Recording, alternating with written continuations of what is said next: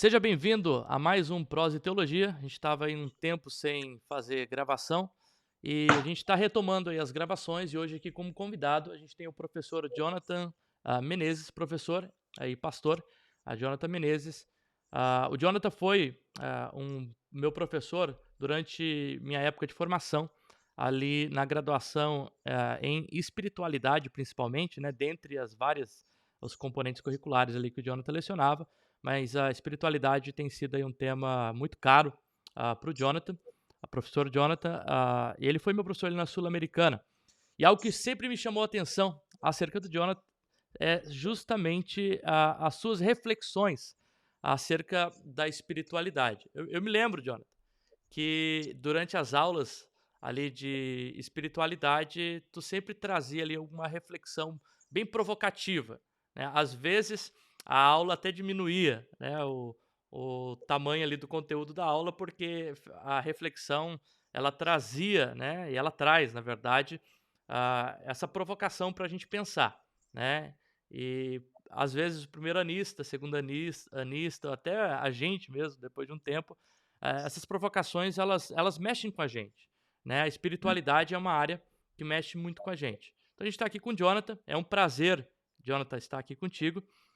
Eu queria então que tu começasse dando uma saudação, para o pessoal que vai estar assistindo e falar um pouquinho sobre quem que é o Jonathan Menezes.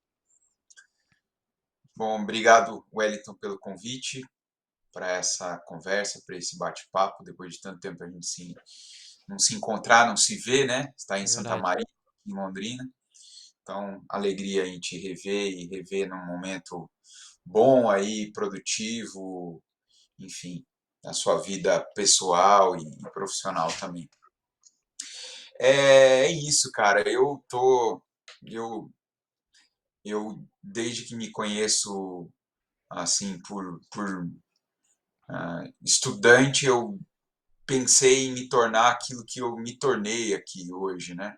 Fazendo o que eu faço, né? Professor, pesquisador e associando isso com o ministério pastoral, é o melhor cenário. Sempre para mim foi o melhor cenário. E eu estou vivendo esse melhor cenário, né? Vivi durante uma boa parte como professor da FTSA e estudei aqui, fiz teologia aqui em no início dos anos 2000 e em seguida já assumi aqui como professor de diversas áreas e depois me concentrando mais na área em que eu não vou dizer que eu me especializei pela via acadêmica, né? Porque a minha Uhum. caminhada acadêmica, além da graduação em teologia, foi muito mais no campo da história. Fiz graduação em história, mestrado em história, doutorado em história, mas foi uma especialidade. A minha aproximação com a espiritualidade, ela foi muito mais uma aproximação orgânica mesmo, uma necessidade existencial, né? E autores que eu fui incorporando no meu arsenal de leituras e de inspirações, foi isso que me aproximou da espiritualidade e eu fiquei um longo tempo até mais lendo espiritualidade do que Uhum. lecionando na área. Eu fui começar a lecionar espiritualidade, acho que no ano de 2013 ou 14, coisa assim. Até então, a espiritualidade ela estava incorporada nas outras matérias que eu lecionava, né? Uhum. Mais no campo da teologia, teologia contemporânea, teologia latino-americana, e até mesmo metodologia. Então, assim, foi engraçado você dar esse testemunho, porque ele é real, assim, às vezes até em disciplinas que não têm necessariamente uma ligação direta com a espiritualidade, eu trazia elementos da espiritualidade. Isso está em mim, é difícil de fugir, né? Então, a minha trajetória sempre foi muito nessa direção, dedicado à educação teológica e, mais recentemente, como pastor da Igreja do Caminho. Né? De 2019 para cá, Uhum. eu me tornei pastor da igreja que desde 2008 tem sido a minha igreja, tem sido a minha comunidade de fé. E para mim é um motivo de grande alegria poder trilhar esse caminho, né? Trilhar esse caminho como pastor da Igreja do Caminho e também como professor da FTSA. Trajetória, então, pelo que tu contou, começa com a história, é isso, né? Com a graduação em História na UEL? Isso, fiz história na UEL, Já nessa E época havia o interesse para o pastoreio, pra teologia? Como funcionou esse havia na verdade eu pensei quando eu tinha 17 anos, por aí, eu uhum, pensei: "Eu quero fazer teologia, eu quero ser pastor". Mas eu recebi um bom conselho, que eu considero um bom conselho para um menino, né, de uhum, 17 anos: "Olha, é legal o que você almeja", um conselho até de um camarada que foi teu professor também, que é o Marcos Horizon, sim, sim. grande Marcos Horizon. Ele falou: "Olha, procura uma outra profissão antes, procura uma outra graduação antes, amadurece a ideia e pelo menos assim, pensando em cenários futuros, você pelo menos tem uma alternativa, porque viver de teologia não é moleza não". E ele já falava disso do lugar de alguém que estava procurando viver de Uhum. teologia e sabia que não era moleza, né. E o professor Marcos foi uma espécie de mentor para ti? Eu li, eu acho que Foi. um dos livros, né, tem uma dedicatória ali que tu menciona alguma coisa, o meu mentor é Marcos Horizon, acho que tem um dos Sim, livros. sem dúvida, sem dúvida. Ele foi um mentor importante nessa minha transição da adolescência para a juventude, que me indicou as primeiras coisas de teologia que eu li, que me incentivou a seguir esse caminho e que me incentivou mesmo pelo exemplo, mais do que Uhum, pelas palavras, assim, né? É alguém em que eu me espelhava pelo exemplo, que exalava de um, antes de tudo, de um ser humano admirável, né? E também de um uhum, teólogo. Então, ele foi uma inspiração, sem dúvida alguma. E continua desempenhando um papel importante na minha vida. A gente é colega há tanto tempo e uhum, somos amigos também, né? Isso é mais importante. Mas o caminho foi, por causa disso também, pela história, né? Comecei pela história e depois transitei pela teologia muito mais profissionalmente como professor, mas continuei ah, pesquisando na área de história. uhum. Acho que tu me contou anteriormente que tu entrou na Sul-Americana como professor aos 24 anos de idade, foi isso, né? 24, É, isso. bem novo, né, um garotão. Exatamente. É. E como que era essa experiência, às vezes com 24 anos de idade ali, com, claro, certa bagagem, né, acadêmica, mas tendo que às vezes lecionar para pessoas que estavam no ministério há 10, 15, 20 anos, já tinham uma experiência pastoral, e para um garoto a gente sabe que, quando a gente lida isso na questão pastoral, às vezes é difícil, né. Às vezes como um pastor jovem, ter que aconselhar, um casal que já está casado há 20, 30 anos, passando por uma crise que a gente ainda não passou, né. E como professor eu imagino que não seja diferente, né. Como que foi essa experiência? Não foi diferente, eu diria, não foi diferente nem nos primeiros anos e nem Hum, talvez nos primeiros 10 anos, assim. Sempre foi um desafio, né, para mim. Mas é um desafio bom, eu diria. uhum, Nunca foi uma coisa que me impediu de ser quem eu era e de fazer o que eu fiz, nesse tempo, né. Mas é óbvio, sempre lecionando para gente mais velha que eu, com mais experiência de vida, pelo menos, não necessariamente acadêmica. acadêmica, uhum, Mas com mais experiência de vida e isso, né, mas era o assim, eu digo a você sem nenhuma prepotência, porque isso foi uma coisa que eu aprendi, inclusive com o próprio Marcos, ele sempre dizia assim: "Olha, cara, a idade vai pegar, pode saber, mas o mais importante é você ir lá e fazer as coisas esquecendo da tua idade, uhum, esquece. Faz do jeito que você entende que tem que fazer, faça o seu ah, aquilo que é o melhor que você pode entregar, e é isso que vai fazer diferença no fim das contas. E é o que sempre fez uhum, diferença. Então, para mim, sempre foi uma questão, Wellington, de depois que abriu a boca, acabou. uhum, Acabou, uhum. entendeu? Seja um Aí Timóteo, né. se tornava um mero detalhe. O Horizon foi uma espécie de Paulo e tu um Timóteo, né. Seja um Timóteo, vai, Isso. tudo aquilo que tu aprendeu, só não deixa ninguém te menosprezar, né. Tipo isso, é. É, Porque eu sinto que às vezes a gente mesmo uhum. se menospreza, né? Sim, sim. Você tem pouca experiência em alguma coisa, a gente tem um péssimo hábito e parece que não, parece que é um gesto de humildade, mas eu considero um péssimo hábito, na verdade. Ela milita contra a comunicação e aquilo que você está se propondo fazer ali também, a tua própria vocação, que é você começar pedindo desculpa. É Você nem verdade. começou ainda, você já tá pedindo desculpa. "Ó, desculpa porque eu sou inexperiente, desculpa porque eu não estou acostumado a falar em público, desculpa porque eu sou muito jovem, desculpa porque eu estou começando a estudar". Não peça desculpa. Tipo, não precisa, Eu lembro entendeu? quando eu tinha 15 anos de idade, comecei a fazer teologia, né, nesses cursos livres aí, ETAD, ITQ, Uhum. né, que são dados nas igrejas, né, nos Estados Unidos, o professor e pastor Alvacir Marcondes, ele me ensinou algo que eu não esqueço até hoje. Falou: "Ó, quando tu for pregar, tu for dar aula, vai haver nervosismo, o corpo sempre vai reagir, né, com o tempo, claro que isso vai diminuindo, e não tem problema, isso é natural. Só que ninguém precisa ficar sabendo, né. Tu não precisa É, chegar lá e exato. falar: "Ah, não, eu tô nervoso", e, isso faz parte da experiência humana, né. Até quando eu aconselho alguns jovens, né, às vezes a pessoa tá passando por algum problema, eu falo assim: esse problema que tu tá passando, que o corpo tá sintomatizando, não tem problema, porque o corpo ele tá querendo expressar alguma coisa, né. Eu acho É, que o que a gente precisa é tentar entender e compreender o que que teu corpo tá querendo falar, né". exatamente. Aconteceu uma situação curiosa, né, em relação a isso, só para, não sei se você vai adiante nesse assunto, Uhum, mas talvez para fechá-lo, que é, a gente teve um seminário temático aqui, né, na faculdade sobre espiritualidade e saúde mental. E eu falei no primeiro dia junto com uma colega psicanalista.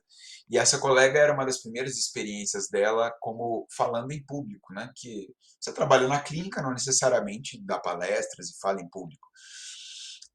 E aí ela no final acusou que estava nervosa, né, e que era uma coisa que as pessoas percebem às vezes quando a gente uhum. está nervoso, né. E eu, para quebrar o gelo e brincar, eu falei assim: olha, já terminando a fala de todo mundo ali, a gente vai encerrar o momento. Eu falei: olha, eu comecei nervoso, eu estive nervoso o tempo todo e estou terminando nervoso. É bem assim. Assim, é que não é porque você está Uhum, ali já com uma certa naturalidade falando que você não tenha, como se diz, borboletas no estômago. com E, certeza.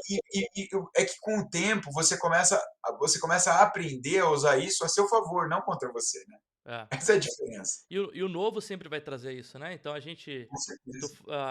eu percebo que nas tuas pesquisas, né, embora às vezes haja um centro ali falando sobre o cerne, né, da espiritualidade, tu sempre transitou, né, falando da espiritualidade. Eu lembro o Nowen era um autor muito deve ser ainda um autor bem, caro para ti, que tu gosta Sim, bastante, mas o Nowen era uma figura aí que quando a gente conversava nos bastidores ali da FTCA, né, quem que é o Jonathan? O Jonathan é aquele que passa a leitura do Nowen, né. Então é, é uma figura que ficava por trás da questão da espiritualidade. Quando eu sim, estava saindo da faculdade, eu lembro que começaram algumas pesquisas de espiritualidade, e relacionado a alguns autores ateus, né. Então trabalhando espiritualidade com ateísmo, né. E hoje tu tá aí num seminário falando sobre espiritualidade no campo da psicanálise, né. Então me conta aí um pouquinho, aham, como que foi essa transição aí, da espiritualidade, o porquê, tu já escreveu 3 livros, né, sobre o assunto? Eu tenho 2, eu já. tenho o primeiro e o segundo, Humanos, graças a Deus, Espiritualidade e Transformação. Preciso comprar o É, terceiro.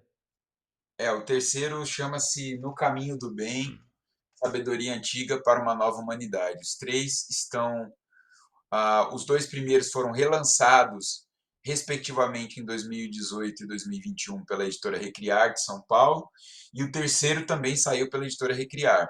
Uhum. E o quarto, quinto, acho que deve sair também pela editora Recriar, que é uma parceria muito boa que tem dado certo aí com meu amigo Iago Ah, Freitas. que legal. É, muito bom. Então, eu diria assim que essa transição para a espiritualidade, na verdade, ela se deu muito mais pelo campo existencial mesmo, né? Assim, a minha aproximação com a espiritualidade, ela sempre foi uma aproximação de vida, de vivência, de leitura, né? De sentir na pele aquilo que eu estou lendo e já Uhum. querer viver aquilo que eu estou lendo, né?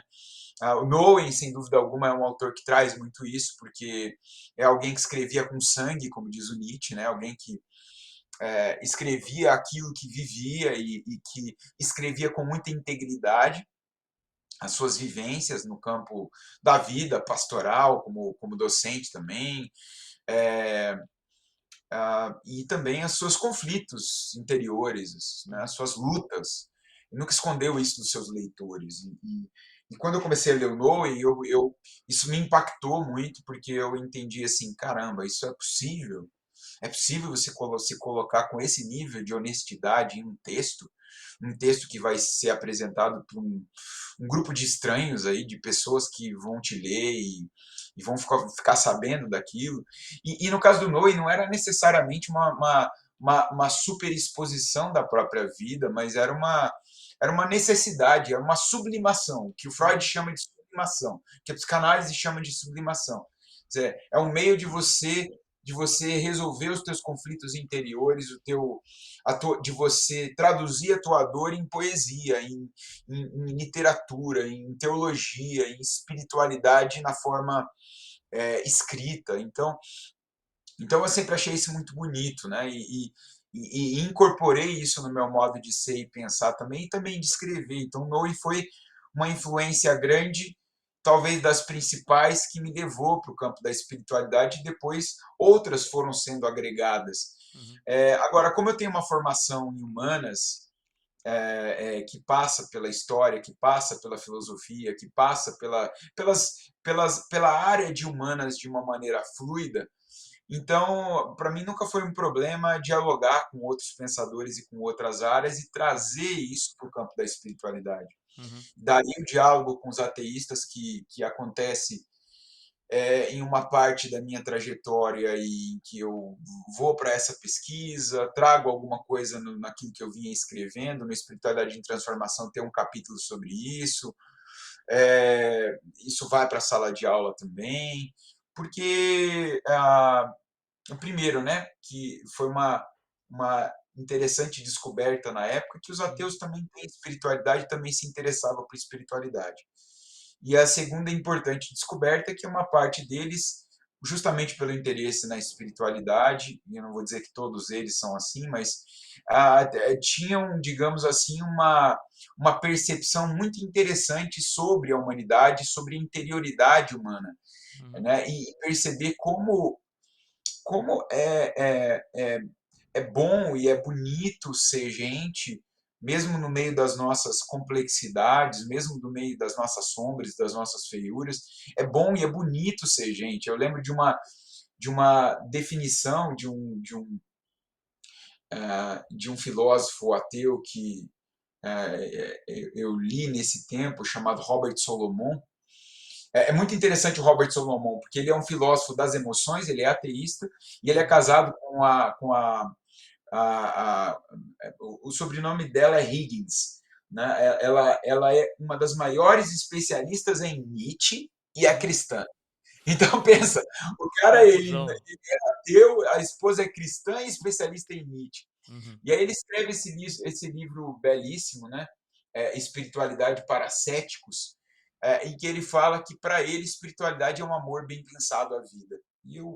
É uma das definições que eu carrego comigo. A espiritualidade é um amor bem pensado à vida. Eu só acrescentaria amor bem pensado a Deus e à vida, porque eu Uhum. aprendi também nessa Uhum. trajetória como cristão e na espiritualidade que Deus é vida, Uhum. que a vida é Deus, que não há vida fora de Deus. Então, quando eu digo que eu amo a vida e que eu tenho um amor bem pensado à vida, eu penso eu penso no eterno. Eu não Uhum. tenho como deixar de pensar no eterno, porque eu respiro no eterno, porque eu ando no eterno, porque tudo que eu faço é o que o salmista diz: todo ser que respira louve ao Senhor. Tudo que eu faço é Uhum. como expressão de gratidão e louvor ao eterno. Então, é o acréscimo que eu faria. Eu percebi que eu poderia dialogar fazendo, trazendo algumas questões que eu considero importantes e fazendo alguns acréscimos, muito mais do que a necessidade de fazer contrapontos, Uhum. que eu acho que é um vício da teologia, é um vício do pensamento moderno que a gente adquiriu e que, na verdade, nunca fez parte das minhas predileções. O vício do contraponto, do debate, da Uhum. refutação, Uhum. isso nunca muito fez parte de mim, não. Isso transcende um pouco aquela a visão, mais tradicional que a gente tem de espiritualidade, né. Então eu lembro que, no seminário, uma das disciplinas, a gente foi introduzido aquele livro do que é famoso, né, Richard Foster, Cerebração da Disciplina, né, em que ali se trabalha, né, algumas disciplinas espirituais, que normalmente são as disciplinas que, quando a gente fala em âmbito de igreja, né, em âmbito de religião, né, institucionalizada ali, é o tipo de espiritualidade que a gente diz, né? A espiritualidade tem a ver com oração, com meditação, tem a ver com a solitude, né, o jejum. E eu acho que algo que a gente sempre pôde observar na tua pesquisa é que esse tipo de espiritualidade, né, em diálogo lá com o Knowing, que fala da vida, da transcendência, que busca a espiritualidade na própria existência e na própria vida, né, como aí em diálogo com o ateísmo, né, transcende um pouco a ideia da espiritualidade apenas para o âmbito da religião, né? Sem dúvida. Eu continuo considerando esse texto do Richard Foster um dos clássicos, eu continuo considerando a importância do que ele chama lá e a tradição de espiritualidade, principalmente no campo protestante, chama de disciplinas espirituais, mas o que a perspectiva do diálogo me trouxe, de fazer teologia a partir da encruzilhada, como diria o Orlando Costas, de alargamento de fronteiras, tanto do pensamento como da vida me trouxe, é que há muito mais disciplinas e formas de expressão da espiritualidade. Uhum, Então, a oração é uma disciplina, o jejum é uma disciplina, a lectio divina é uma disciplina, são disciplinas clássicas e elas precisam ser mantidas, mas há também dentro de cada uma delas formas diferentes. E para além delas, outras formas que normalmente a gente não pensa que são propriamente disciplinas espirituais. Então, para mim, estudar é uma disciplina espiritual, comer é uma disciplina espiritual, amar é uma disciplina espiritual, ser pai é uma disciplina espiritual, ser professor é uma disciplina espiritual, correr, eu amo correr, é uhum, uma disciplina uhum, espiritual. Então, no fim das contas, você começa a olhar para a tua vida e tudo que você agrega de bom, de construtivo para ela e pensa o que não é espiritual, né? uhum. É aquela visão, né, de que se o ser humano é espiritual, aquilo que ele faz é espiritual, né? Tu não tira a espiritualidade da própria ação humana, né? Então a ação Mentira. humana, ela tá implicada, né, toda essa espiritualidade. É. Mas que bacana, Jonathan. Me fala um pouquinho aí, hoje o nosso tema, né, a gente era conversar um pouco sobre espiritualidade, principalmente em diálogo com a psicanálise, que tem sido um tema que mais recentemente tem feito parte aí das tuas pesquisas, né? Me Uhum. fala um pouco como que tu chegou, né, a esse tema, quem são alguns autores que têm te influenciado, de forma geral. Legal. Bom, eu cheguei muito recentemente, eu diria, uma parte de mim quer dizer tardiamente, mas eu acho que veio no momento certo, Uhum, a psicanálise para mim, né? De algum modo, na minha trajetória, a subjetividade, ela sempre foi algo que me encantou, que me interessou.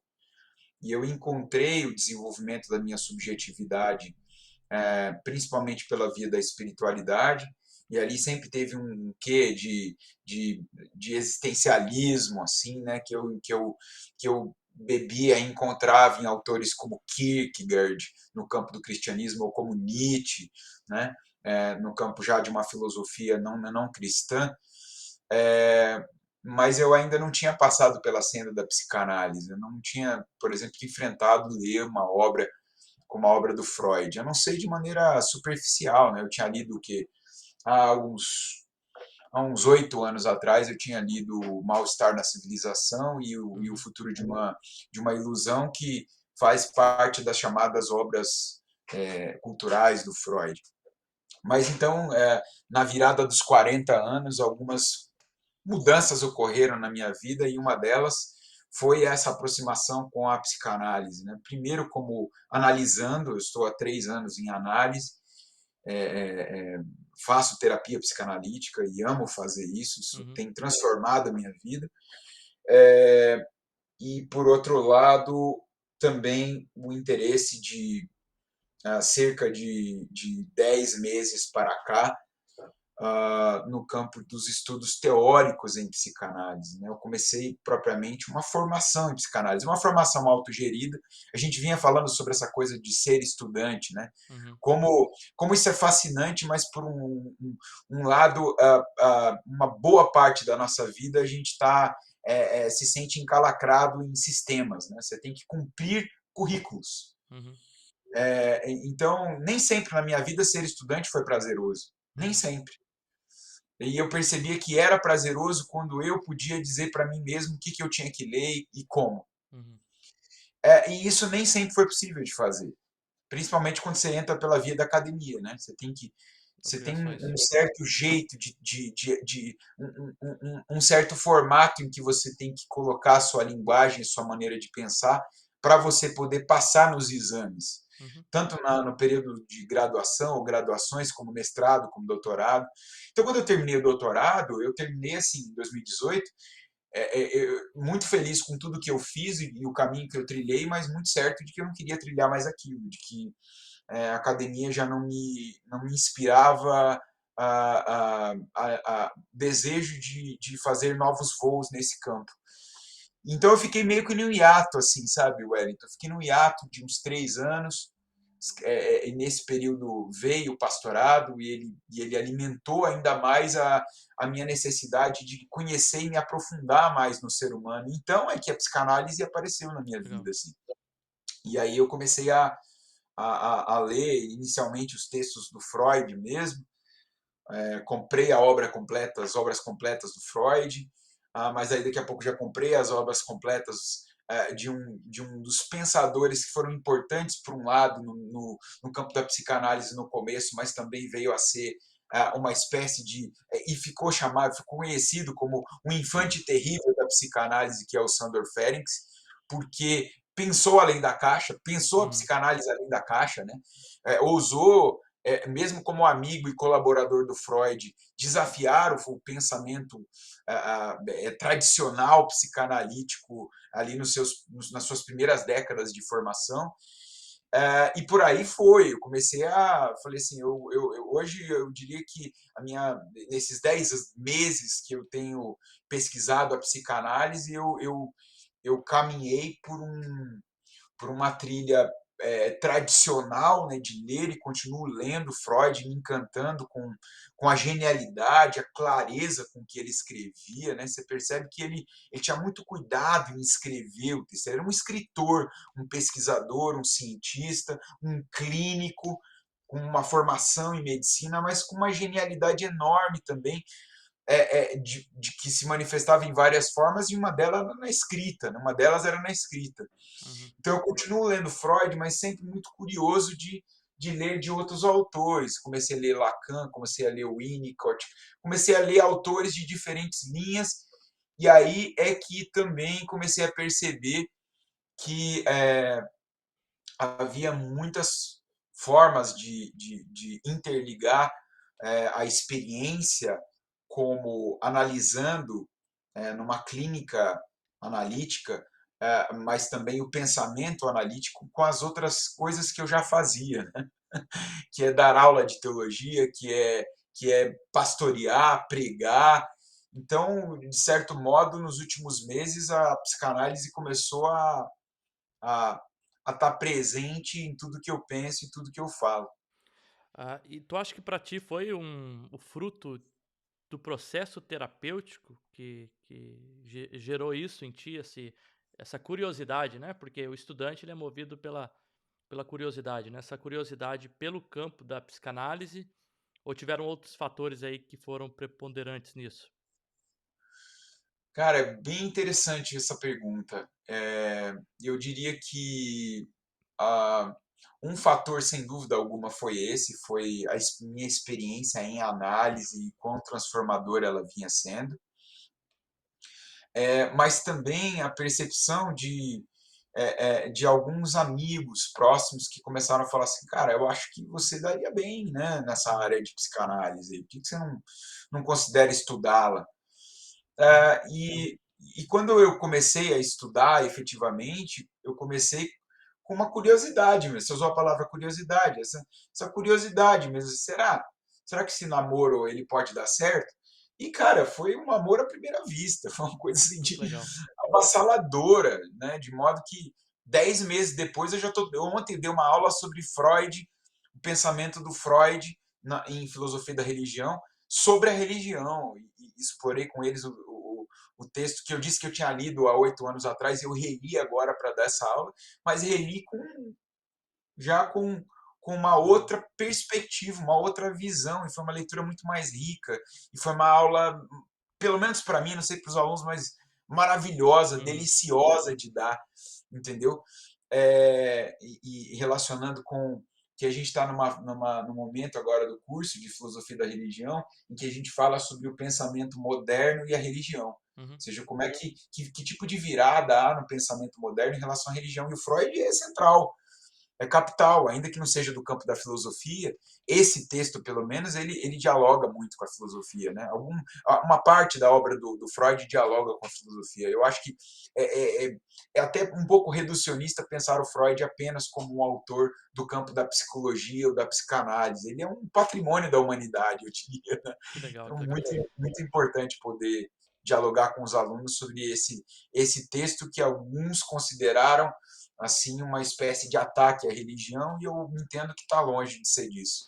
Tu sabe que eu fiz, psicologia, né, foi uma das minhas formações. Durante a época eu fazia teologia, né, eu fazia à noite na FTCA e de manhã eu fazia psicologia.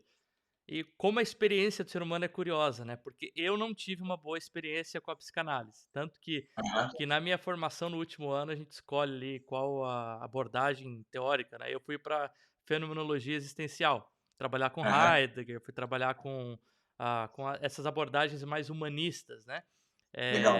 do ser humano, né. É uma Mas, boa escolha também. ouvindo tu falar aí, me dá até vontade de voltar a ler a psicanálise, porque, assim, muito da nossa experiência, e isso é verdade, né, muito da nossa experiência com as disciplinas aí, com os componentes curriculares, né, tem a ver com também como aquilo é passado pra gente, né. Ah, Ah, sem dúvida, é, sem dúvida. então eu na época não tive uma boa um bom relacionamento, uma boa experiência com a psicanálise, né, mas agora me trouxe uma curiosidade também de voltar, quem sabe, ler alguma coisa, né, pelo menos aí pra no campo da formação. Mas Jonathan, algo que tu citou agora no final, tu me falou assim: algumas pessoas olham aí pra psicanálise e entende a psicanálise a partir dessa crítica à religião, né. Parece que um olhar que se tem, muitas vezes, a psicanálise é que, Freud, quando ele olha para a religião, ele olha para a religião como quase um processo de ilusão, um processo de infantilidade, de ilusão, pelo menos isso é a visão de algumas pessoas, né. E como, ah, um espiritualista cristão que pesquisa essa área da espiritualidade, teólogo, lidar com a psicanálise, como que você entende que a psicanálise lida com a questão da religião? Se essa religião, do que ele está falando, né? Quando ele está falando de religião, porque às vezes também a nossa percepção acerca da religião pode ser um pouco diferente daquilo que o autor quis dizer, né? É muito fácil a gente colocar lá o texto, né? Aquilo que a gente sempre diz na teologia, texto fora de contexto, né? E não entender realmente qual que é a crítica do autor. O que tu acha que o Freud ele fala quando é essa espécie de crítica à religião ou à religiosidade? Eu não sei bem o que dizer aí, talvez tu poderia explicar pra gente melhor.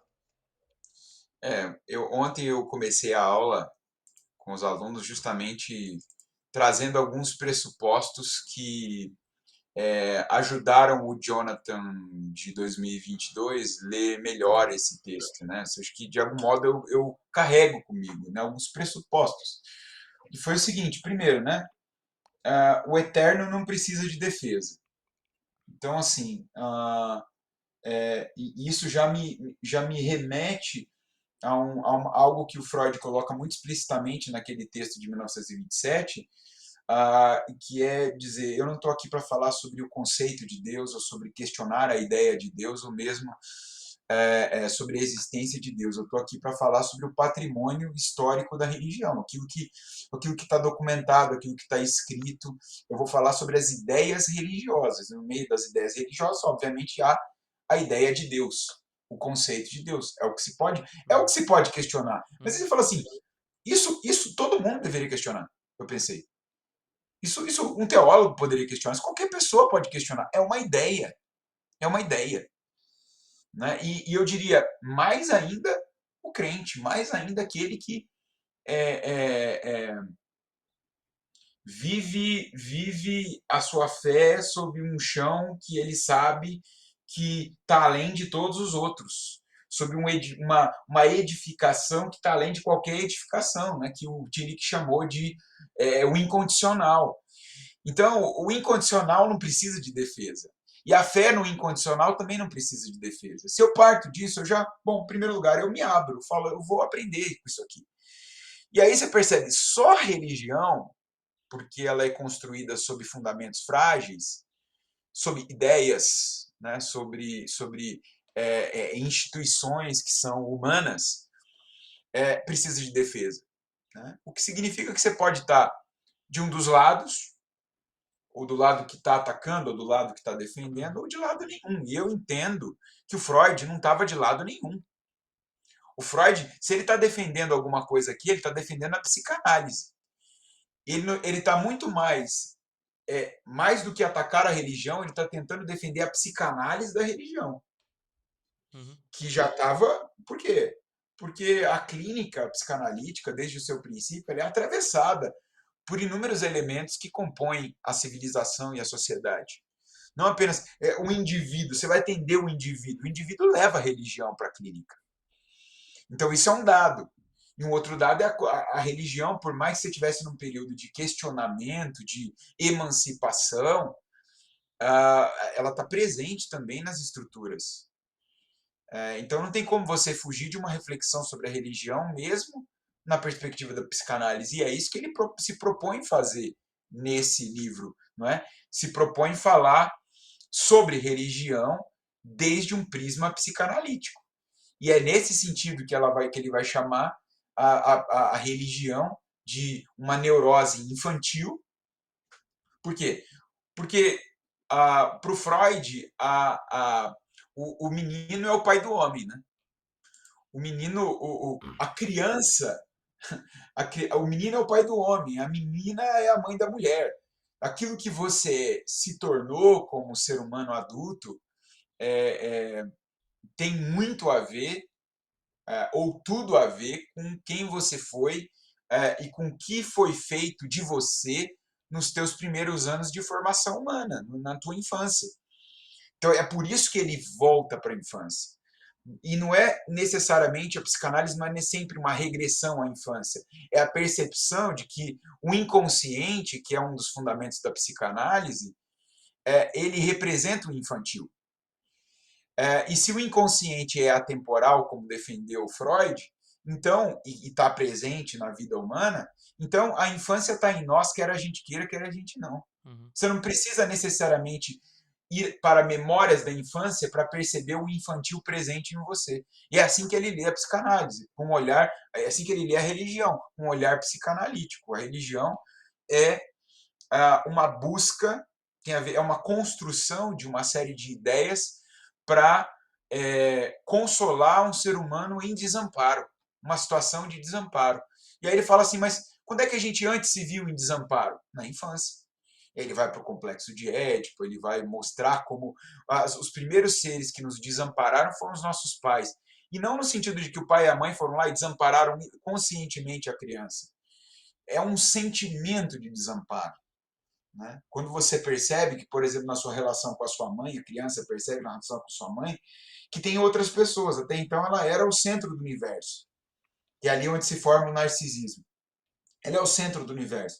Mas em determinado momento ela percebeu, opa, essa mãe tem outros interesses também. Tem um pai na história, Uhum. ela tem emprego, ela tem outros filhos, ela tem uma vida. E é ali que você tem a primeira ruptura, né? E você entende que você não é a última bolacha do pacote. E ali se estabelece um primeiro conflito, uma primeira neurose infantil que o Freud vai dizer nesse texto. Ela é superável. Ela é superável. No momento você vai superar. Ainda que aquele momento ali dos 5, 6 anos de idade seja de extrema importância para a definição de quem você vai ser, ou seja, depender de como esse conflito se resolve, é natural que ele se resolva ali e a criança ela passe para outras fases do seu desenvolvimento humano. E é isso que ele pensa, bom, como neurose infantil, eu entendo que por causa dos malefícios que a religião trouxe à civilização, e ele está olhando principalmente para estes, e aqueles que ele apresenta, eu diria, são inegáveis. O problema é que o pastor e psicanalista que foi muito amigo do Freud, né, o Oscar Pfister, vai apontar no texto que ele publica na mesma revista Imago, e revista fundada pelo Freud, né, que o Freud, isso é um dado interessante, o Freud, antes de enviar esse texto para publicação, na revista que ele fundou, ele envia para o seu amigo Oscar Pfister, pastor reformado suíço, fala, olha, te ofende de alguma maneira esse texto? E o Pfister devolve para ele numa carta dizendo, não me ofende absolutamente nada. Você tem todo o direito de dizer as coisas que você está dizendo aí. Você conquistou esse direito de dizer as coisas que você está dizendo aí. E muito do que você disse eu concordo. Mas eu diria que isso merece uma resposta, se você me permitir. E o Freud diz: eu não apenas permito, como eu incentivo que você escreva e eu vou publicar na Imago. E é o que acontece. Em 1928, Freud vai e publica. O Pfister publica na revista Imago, com o endosso do Freud, a resposta a ele chamada A Ilusão de um Futuro. Então a gente está falando de um diálogo, não é Uhum, um. Tem um espírito de debate, de refutação. Né? Você não vê isso nem no texto do Freud e nem no texto do Pfister. Mas essa é uma percepção, Wellington, que eu vim a ter como teólogo, como você usou a expressão espiritualista, só tendo conhecido um pouco. Veja, eu estou num início de uma formação, 10 meses, uhum, muito intensos, mas 10 são 10 meses. Eu vim a ter numa segunda leitura desse texto com um conhecimento, um pouco de conhecimento de causa do que é a psicanálise e de como ela funciona. Sem isso, eu acho um pouco difícil, sabe? Que a gente lê esse texto sem um pouco do espírito defensivo. E aí eu leio esse texto hoje entendendo que o Freud foi um legítimo herdeiro do iluminismo, e é a partir desse lugar que ele escreve, e ele escreve assim como ele escreveu a questão da análise Leig em 1926 para defender a psicanálise dos médicos, ele escreve O Futuro de uma Ilusão em 1927 para defender a psicanálise dos religiosos. E até hoje, se você for uhum, pesquisar, aí tem. O pessoal acredita que existe algo tal como uma psicanálise cristã. Isso é uma aberração, né? Aquilo que o Freud quis defender lá atrás, eu diria que a gente deveria continuar defendendo hoje. Precisam haver, é necessário que haja instituições na sociedade que não tenham nem o controle, nem a interferência direta da religião. O Estado é uma delas, a psicanálise também. uhum, Então, eu concordo com a premissa, entendeu? A psicanálise não tem que ser nem religiosa, nem religiosa. Então, a partir dessa premissa, eu consigo entender um pouco melhor o texto. E até, talvez, moderar um pouco as minhas críticas. As críticas que eu fiz, sei lá, 8 anos atrás, quando eu li a primeira vez esse texto, com um espírito ali de eu preciso apresentar para os meus leitores, que são teólogos principalmente, um contraponto. Né? Mostrar a ingenuidade teológica do Freud. É uma ingenuidade minha querer olhar o texto do Freud tentando apontar ingenuidades teológicas, porque ele não é um texto teológico, não é um texto escrito por um teólogo, não é uhum, um texto que tem pretensões de nem defender e nem desconstruir o conceito o conceito de Deus. Né? Ele está analisando as ideias religiosas a partir da perspectiva da psicanálise. É como eu vejo hoje. uhum.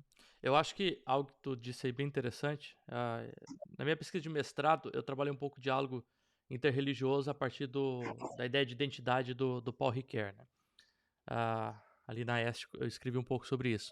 E aí, na pesquisa, algo que eu acho interessante é que muitas vezes, né, a gente fala do diálogo, mas o nosso diálogo, na verdade, ele parte do convencimento, né? Ele parte da ideia do querigma, da pregação, de que eu tenho algo ali que é a verdade.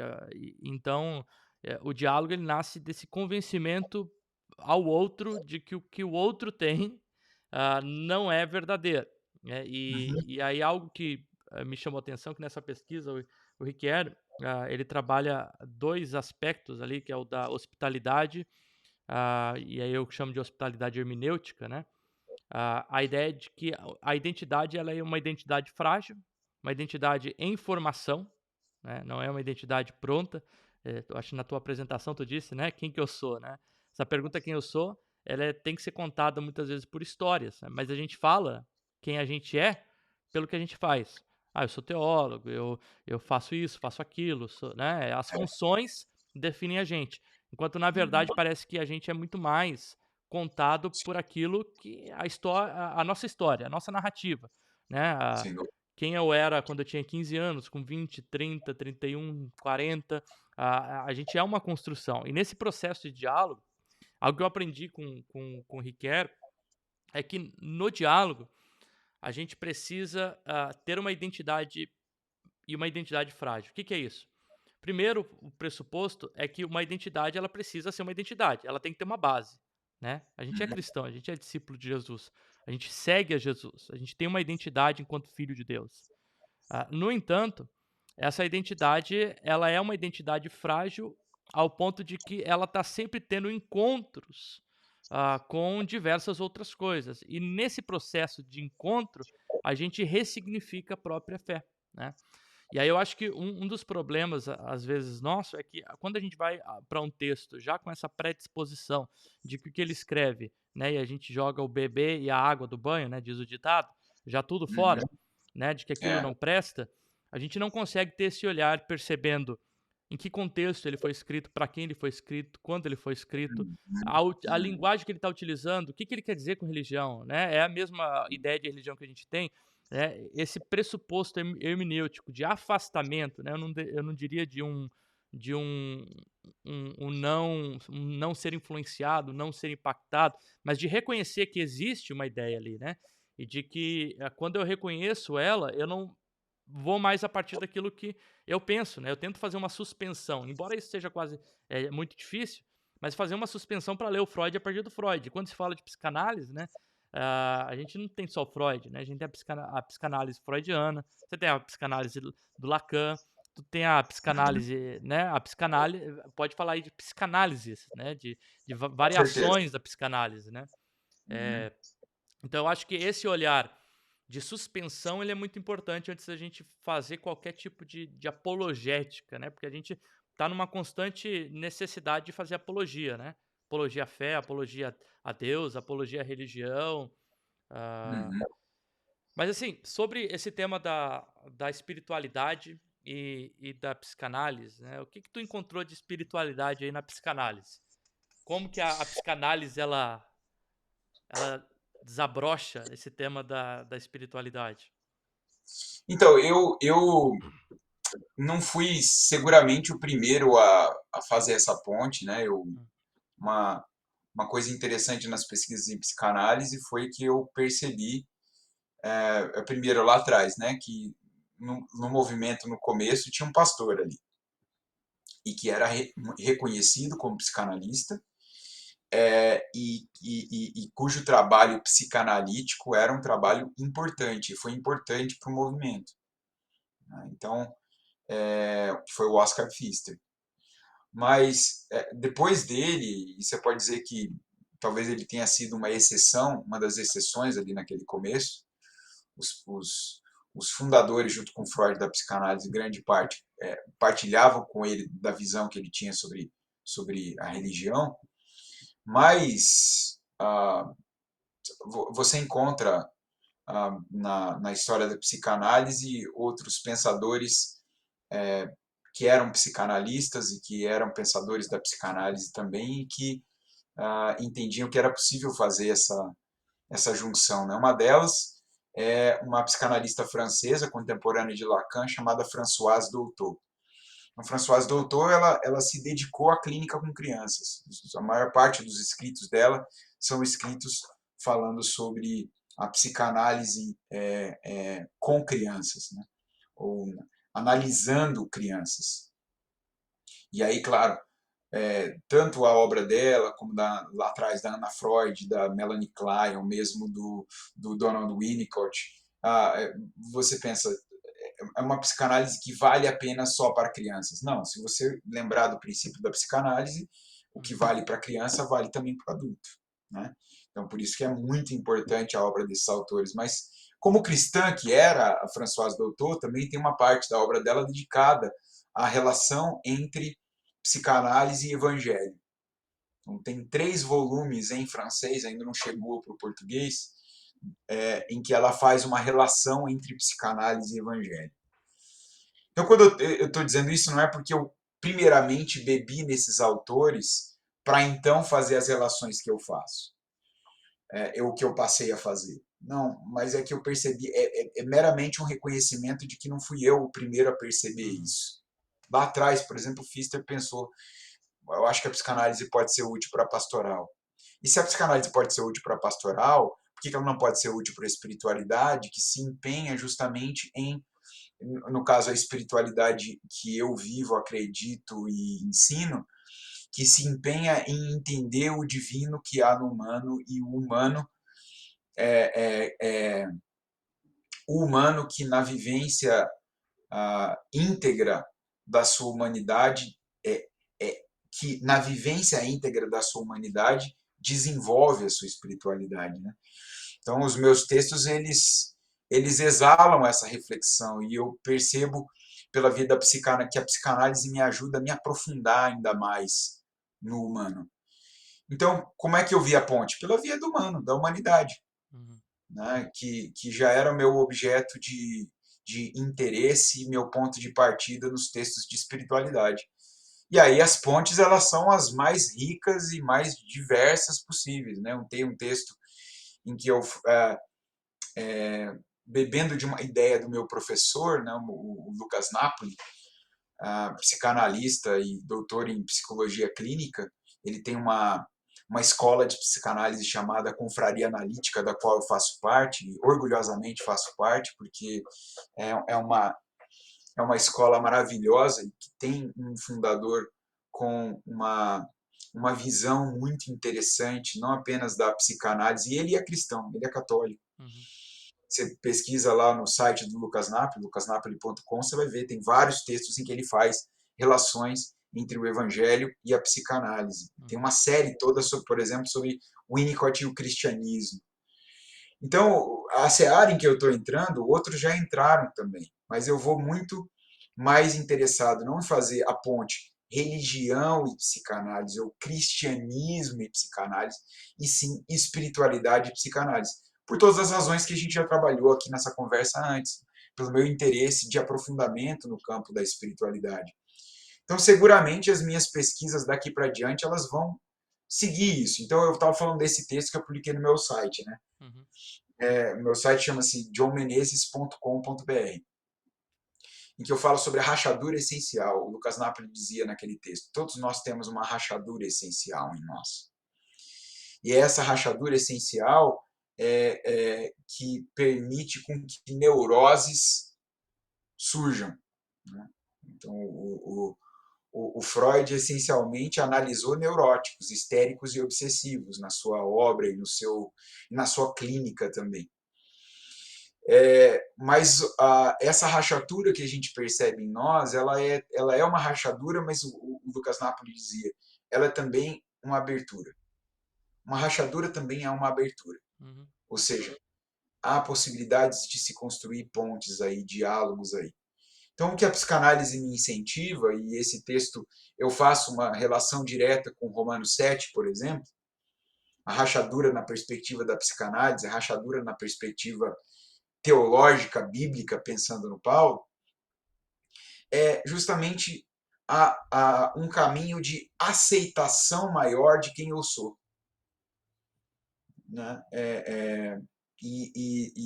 Como diz o Lucas, na minha capivara, da minha rachadura, dos meus demônios, como tenho dito ultimamente em sala de aula e talvez aí impressionado alguns alunos por usar essa expressão, né? E mesmo uma expressão qualificada, quando eu falo meus demônios, eu não estou falando eu não estou falando necessariamente de um espírito maligno que me possui. Eu estou falando de tudo aquilo que em mim resiste à penetração da luz, da consciência, da graça. Isso para mim é demônio. Uhum. Eu não preciso necessariamente ser possuído, basta que eu seja humano para que eu tenha demônios. Né? E a psicanálise, ela me ajuda a adensar no campo da espiritualidade o lidar com essa humanidade que me é latente, com o meu anjo e também com o meu demônio. É como eu descreveria em breves palavras o que eu tenho desenvolvido junto com a psicanálise nos últimos meses. Mas aí você fala assim, mas de algum modo, você vai ler os meus textos, os livros aí que você citou, isso já estava lá. Uhum. Agora eu estou agregando mais um parceiro ou alguns parceiros para esse diálogo. Legal. Jonathan, para a gente fechar, né, uma das falas tuas aí é que a psicanálise ela não é nem religiosa e nem religiosa, né? Uhum. E nesse quesito, além de um estudioso da psicanálise, professor de teologia, tu também é pastor. Existe possibilidade desse diálogo ou dessa conversa da psicanálise no aconselhamento pastoral, na pastoral, ali na igreja, no dia a dia, do lidar do pastor com o seu, com as ovelhas, vamos dizer assim? Ou tu acha que são campos distintos que, que não existe essa possibilidade de entrelaçamento aí? Eu começaria respondendo que sim para a sua última afirmação.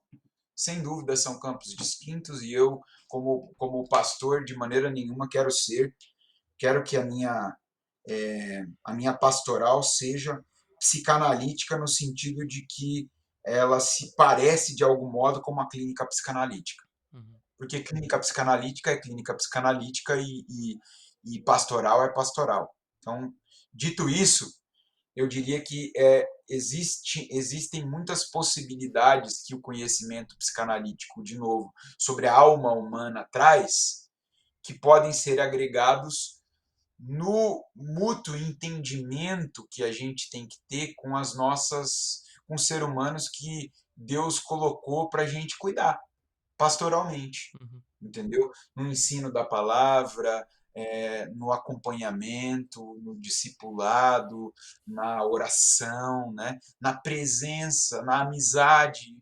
Eu aprendi há bastante tempo atrás com um colega, e também é escritor, né? O Elianai Cabral Júnior, que ser pastor é ser amigo das pessoas.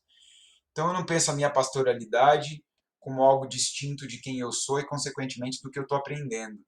Mas eu entendo sim. Então o que, que eu agrego da psicanálise? Quanto mais eu me aprofundo em mim mesmo, como analisando, quanto mais eu me aprofundo no conhecimento da alma humana, isso agrega muito para a minha pastoral, porque eu estou pastoreando seres humanos, por essa simples razão.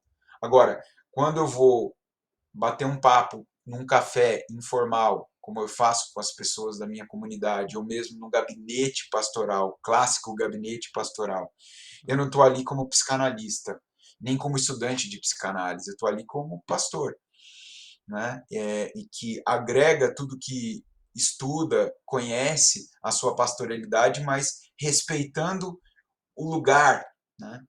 A partir do qual ele está se relacionando com aquela outra pessoa.